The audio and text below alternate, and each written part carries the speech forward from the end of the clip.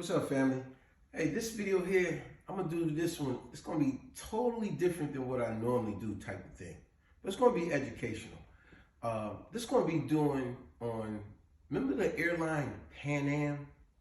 So therefore, I'm gonna title it just that. Remember Pan Am? That big airline that was all the rave, and it was such a popular airline that it was the most common airline that most people knew at one time. Remember, I don't care what it was you was doing. You heard of Pan Am. You seen the billboards. If you was in a store somewhere, you seen a Pan Am logo. A lot of movies had the Pan Am pictures in it, or they showed them going to the airport, getting on a Pan Am airline. Wasn't it amazing? Such an airline that was so huge. You go, what happened to it? Well, that's what this video is about. It's almost like me doing a book report type of thing. I'm not gonna make it too long, but I'll make it educational somewhat. Definitely something to make you think, wow. Now you gotta remember, the Pan Am airline, they started in like 1927. And their first airline, they were the first airline to fly worldwide. Most of their airlines were like the Boeing 700, 707. But what I always thought was so amazing about Pan Am is that they truly were the pioneers to a lot of aviation airliners. A lot of things that they did, such as their computer modules and stuff that they was using, their flights, and even for the passengers, they had computer setups that they had, was the pioneers for this type of stuff. I thought it was so amazing that they also was the airline that started with the 747. Now, before I get deep into the 747, I just thought Pan Am was amazing, and just a doggone shame what happened to him. So as I said, to reiterate that again, me personally, I always said, as great as they were ahead of their time. They truly were. They had a vision that was way ahead of their time. Now, we've heard people use that terminology before, such as, let's say, someone like O.J. Simpson back in the days. As great as he was back then, people would say, man, O.J. Simpson was ahead of his time. The stuff that he was doing, you know what I mean? Someone like Bo Jackson. It was like, oh, this guy was ahead of his time. You know, he was doing stuff that's normal nowadays, but wasn't normal back then. I'll give you one more. Jim Brown. He was ahead of his time. What athletes are doing now, in this current day now, they weren't doing back when he was playing, but he was doing it. So he was ahead of his time. You get the picture that I'm trying to paint to you. Now, with Pan Am, they way bigger than these athletes, extraordinary bigger than them. So the reason I say they was ahead of their time, because the owners, they truly had a vision. And that's when they started saying, we're gonna get more flights, we're gonna get more passengers, more people gonna start flying. And that's when they came up with that vision where they said, instead of the planes that we're flying, why don't we start using 747s? Isn't that amazing? That is the most common plane, passenger plane that's used now in this day and age now. That's why I say they're the pioneers of a lot of things. But they bought about 20, 25 747s way back in the 70s when people weren't flying as much as they do now, but they had a vision where they said, no, people will start flying. Trust me, people will start flying in large numbers. And that 747 allowed, instead of the common 4 people sit across, you know, 2 on this side, 2 on that side, the 747 was 6 across seats. You know, just think about the times when you go flying. When you're walking down the aisle to get to your seat, what do you normally see? On the left, A, B, C, aka 1, 2, 3, and on the right, D, E, F, A, B, C, D, E, F, 4, 5, 6, 6 seats. They was the first to say, we're going to get 747. They bought a large amount of them, anticipating the inevitable, saying people will start flying. But unfortunately, you got to remember, back in the 50s, 60s, and 70s, you know who was mostly flying? Not everyday people. It was these type of people, was the main people flying. These 3 type of people. Either the rich, the military, or the crew themselves. You know what I'm saying? That's who, some way, business, no, that's what it is. The rich, business-oriented, or the military.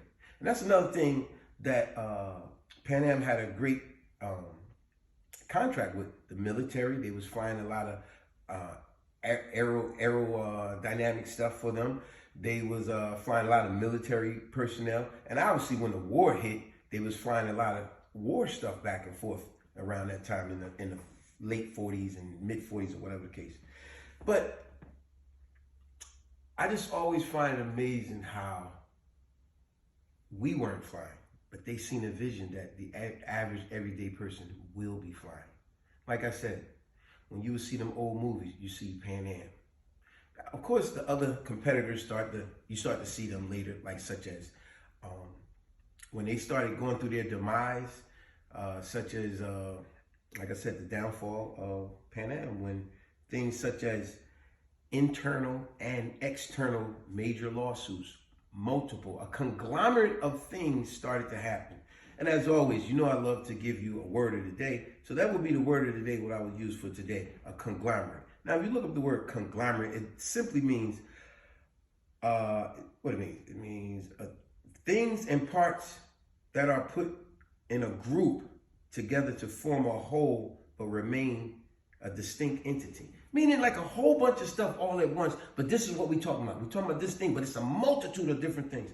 So it was a conglomerate of things that caused their demise, such as competitive other airlines. Remember, we started seeing that other airline, TWA. Of course, you had other ones, American Airlines and all that type of stuff too. TWA started to be a big one as well. Major different lawsuits. Like I said, internal and external lawsuits. Sad to say, they had a lot of plane crashes. They had a lot of mechanical failure on the ground and in the air. Remember around 1973 when that oil crisis happened. When that oil crisis happened, that put them in a big debt, especially after they just was buying all these other planes now, because they just bought all these 747s and then big oil crash happened in 1973. You know, that put them in a big debt, almost like $1 billion in debt, threatening them to bankrupt. But they still was fighting the lawsuits, fighting the competitiveness and all of this, barely keeping their head above ground, and dealing with all that conglomerate of adversity that was facing this company. But they barely was keeping their head above ground, but they was doing it. And when time went on, such as like now in the 80s, they still were struggling, but they was still in business. But unfortunately, with all the conglomerate of adversity that was hitting them, it wasn't until 1988 where, unfortunately, someone put a bomb on their plane and it wound up killing 259 passengers in the air, coming from London to New York. In the air, and 11 people on the ground in Lockerbie, Scotland. And see, that's almost like what you could say, the nail in the coffin type of thing, you know, or the straw that broke the camel back, so to speak.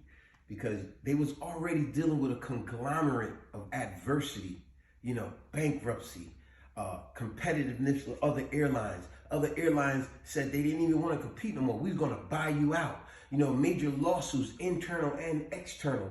It's like dealing with all this, and then all of a sudden another crash.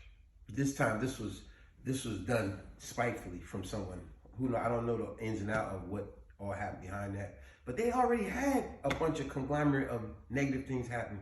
And then for that to happen in 88, December of 88, and they officially closed down in 91. So after that accident happened, that last accident happened, they just were in court and being sued and going through all this adverse, trying to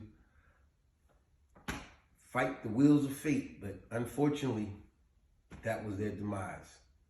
But we do still remember they were the pioneers of so many aviation feats to this day.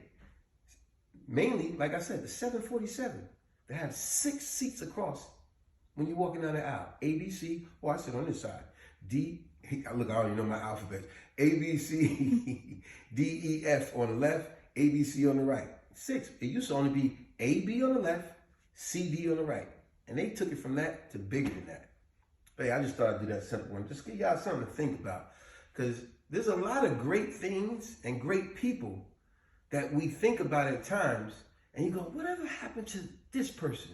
or that company. Man, that company was so huge. Whatever happened to that company? You'd be surprised.